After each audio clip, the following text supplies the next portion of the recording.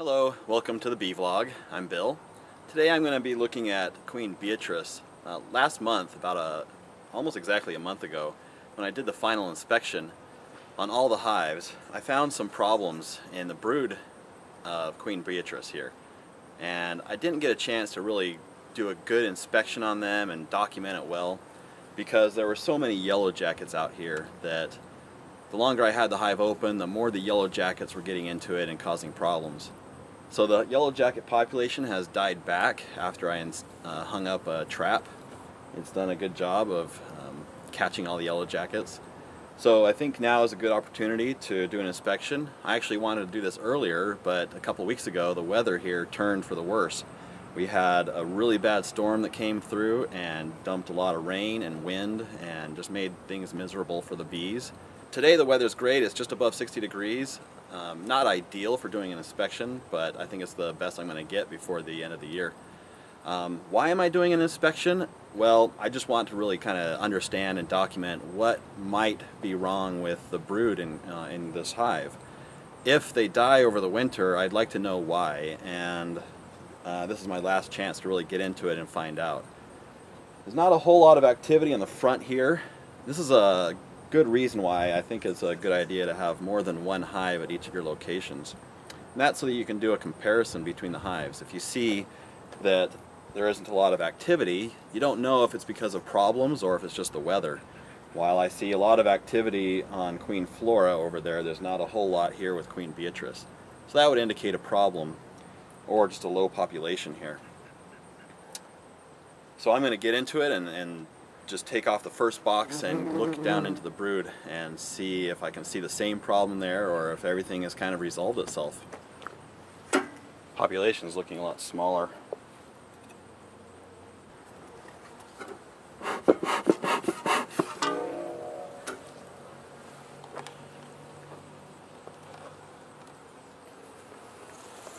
Box is feeling kind of light. I don't really see much going on in this box. I don't even see any bees in here.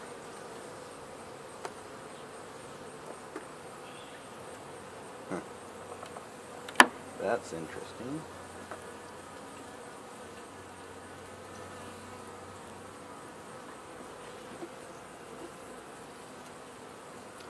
That comb is empty.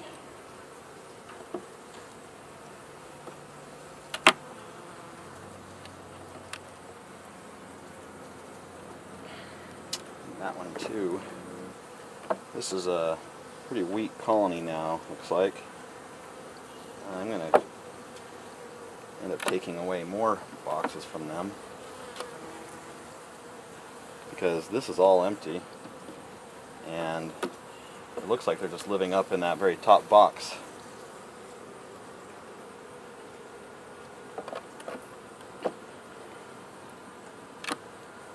Some honey frames, only not a whole lot of honey, just in the corners here. It doesn't look like they got robbed out, it just looks like they moved it. I'm going to take a look at the bottom box and see what's there. I was at least finding some brood last time down in these boxes, but now they're looking abandoned. That's the case here too.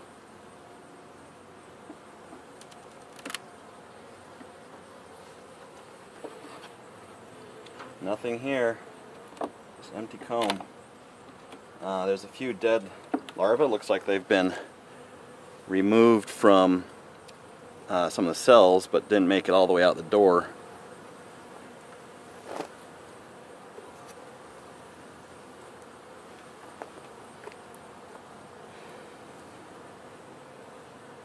Just empty comb. I think what I'm going to do is I'm going to take that center box out and I'm going to bring the top box down to the second spot, and then I'm going to take a look at that second box and see if these bees don't need just to be combined with another hive.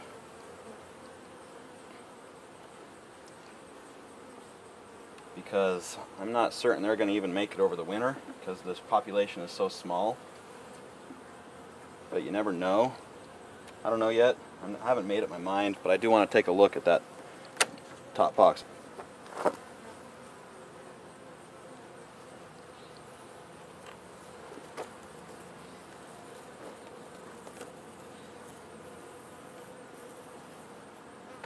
Okay, this was the third box, now it's the second box. Let's take a look inside and see how the brood is looking here. But you can see over here a lot of brood that hasn't hatched out, and they're removing it now. You can see that the cappings have been chewed off. Some of the heads are sticking out where they're trying to remove this old dead brood. That's kind of a little bit of what I was seeing before last month, where immature brood being chewed out.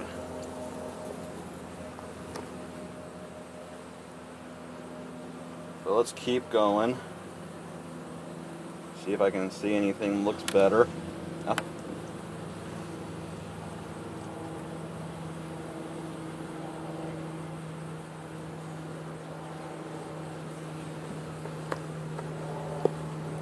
Same thing here. We have immature brood. Okay, this is a lot of what I was seeing last time. Let's see if it can show up in the camera here. First, let's make sure the queen's not on here.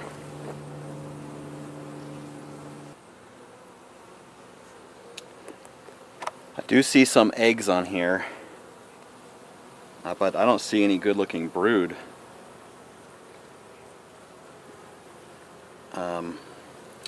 Hopefully this can show up on camera. The fact that I see eggs makes me believe that the queen is still in here. She's not on this frame though, I didn't see her. Unless she's being protected down in that crack there.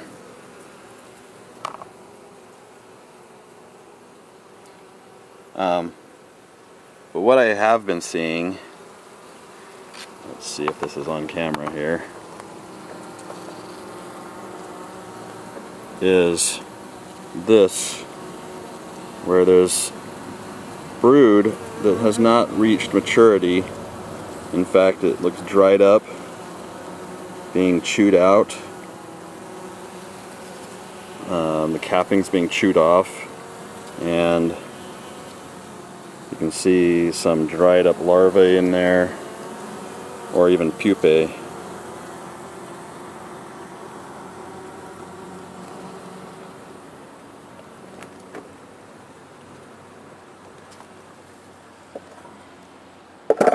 I'm going to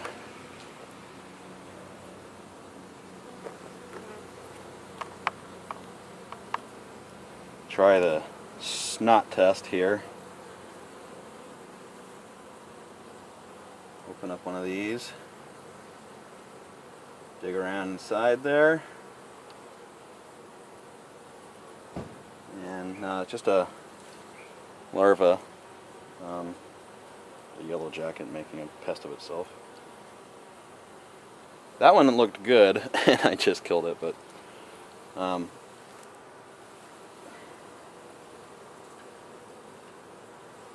some of these, though, are dried up.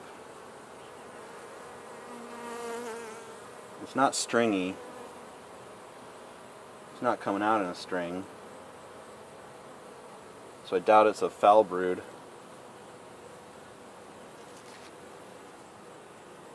It doesn't smell bad.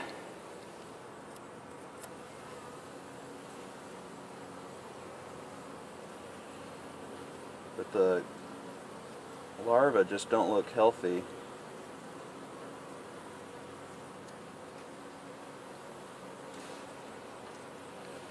Pulled out another one. This was uncapped. I don't see any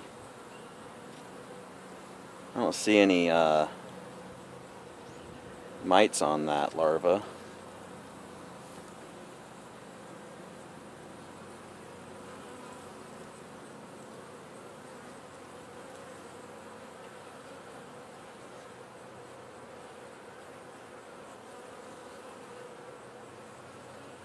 Here's an undeveloped pupa with mites.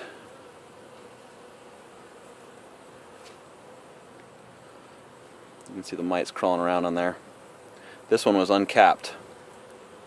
Okay, there's an underdeveloped pupa, and you can see the mite there crawling around on my hand. They had uncapped it, and probably because of that mite.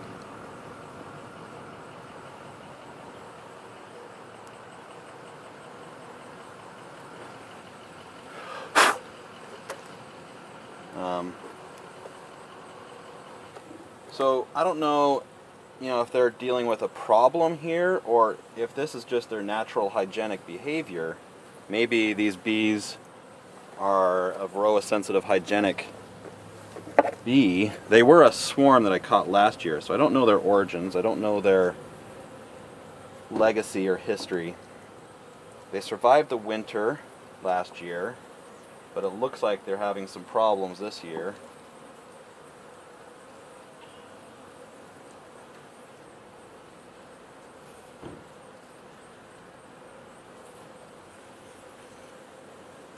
There's the queen over here. Let's see if I can find her again. There she is, right there.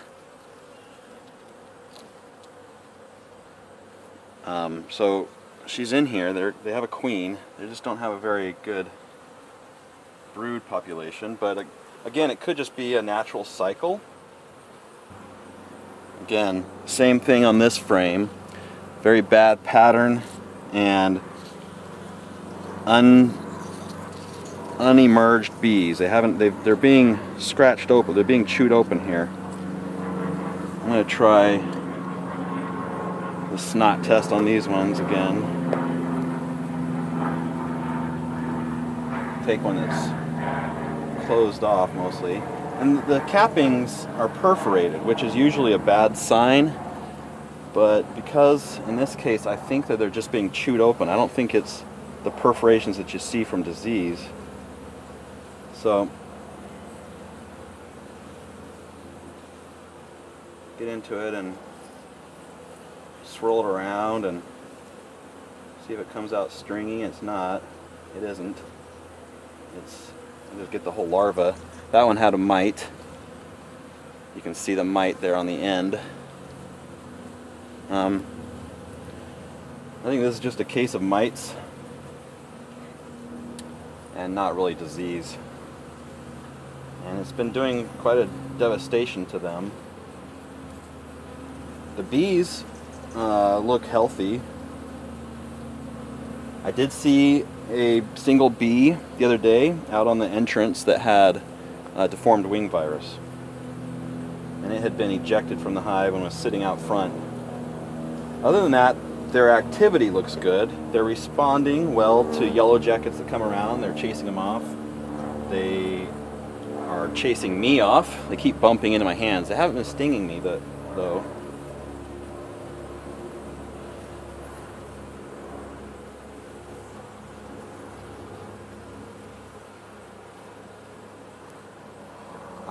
So I think right now I'm not going to do anything other than shrink down their living space. Take off that center box. I'm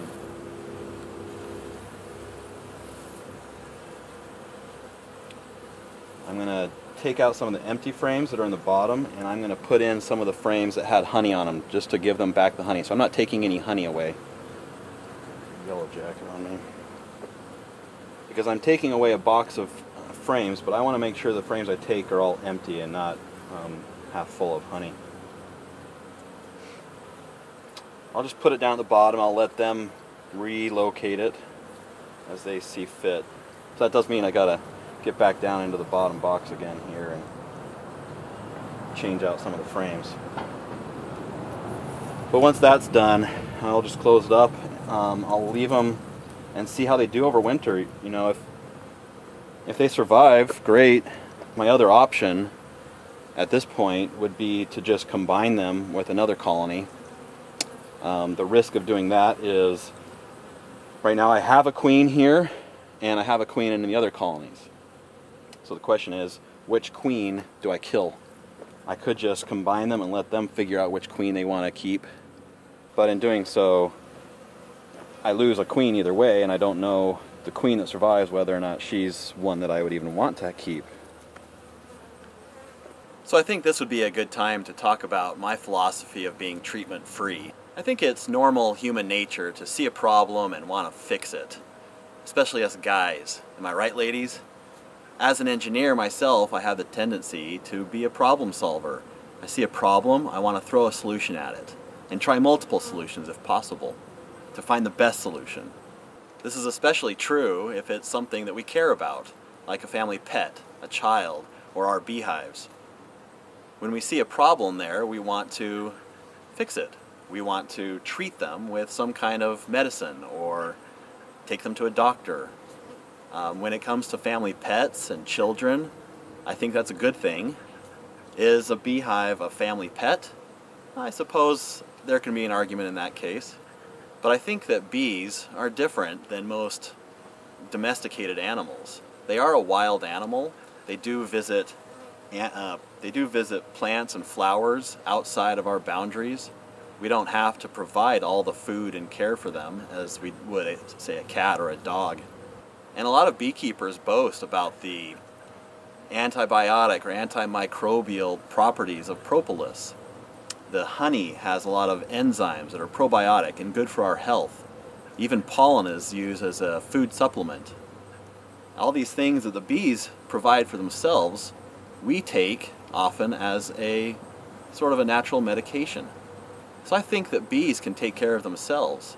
They can medicate themselves when necessary, and they have all of the tools available to them to deal with their own problems. They also know when they have a problem before I do. So would I be able to treat them effectively? I don't believe I could. So why wouldn't I even bother to try, you might ask? Well, a lot of old treatments for mites are now being discovered having an effect that we don't want, and that is making a super mite or making the mites stronger. The bees can't adapt to the mites as fast as the mites can adapt to the treatment. What about the other problems we might have in a hive? What about nosema or tracheal mites or some of the other viruses that come up? Well, I don't believe there is an effective treatment available for any of these things. I believe that some of these things just cause interference in the hive. Instead of allowing the bees to take care of themselves, we interfere with their natural processes and abilities to do it. And when we come across a problem, and if we're able to diagnose it right, how do we know that the treatment will even work? A lot of times beekeepers who apply treatments still experience losses. Those hives either later need to be requeened or they just die off anyway. I think sometimes, if a hive is hurting and dying off like Queen Beatrice may be doing so here, it's hard to watch and it's hard to just sit by and do nothing. So maybe we feel like doing something, at least we tried, right? If they die, I put forth my best effort to do something about it. And maybe we feel better about that. But maybe our interfering makes things worse. So I don't want to interfere. I don't want to take away from their opportunity to just deal with it themselves as the way bees would naturally. A lot of beekeepers argue that they can't afford to lose their hives. And I can understand that if they have a lot of money invested in the bees, or if their livelihood depends on that. I can understand that argument. Personally, I source my bees from free sources, swarms and other local bees. Next year I'm going to be setting out a lot of bait hives. So, hopefully there'll be less effort involved in collecting those swarms. But I can't afford to contaminate my equipment. A lot of these treatments that are applied, they do get into the wax, they get into the honey, so then they get into my food. So I don't want to have any of that risk. What about the softer treatments? Say some of the natural oils or even powder sugar. Those things don't contaminate the equipment, they don't get into the wax. But I do believe that they also create interference. A lot of the natural oils have a scent that is not normally found in the hive and interferes with the queen's natural scent or the other pheromones that are happening inside the hive that they use to communicate. So that's my philosophy about treating and why I've chosen to be completely treatment free. You may or may not agree, maybe you agree with parts of it or not all of it. Maybe you do some soft treatments yourself, and that's fine. You know, I don't judge, I don't try to push my own methods on other people, but I'm hoping that through this video series you'll be able to see what happens when you go treatment free and how to do that, or at least how I'm trying to do it. And maybe, you know, you can take some of the things that I do and apply them to your own methods.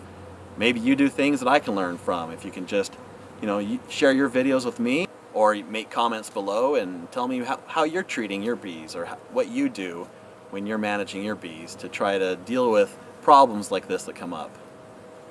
We can all learn together and learn from each other. So thanks for watching. I hope you like my videos.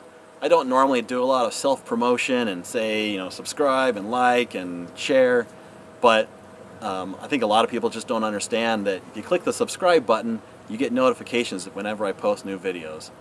So I hope you do subscribe, and I hope you like my videos, and let me know what you think in the comments, and, you know, have a good day. Bye now. I got bees crawling up my legs here.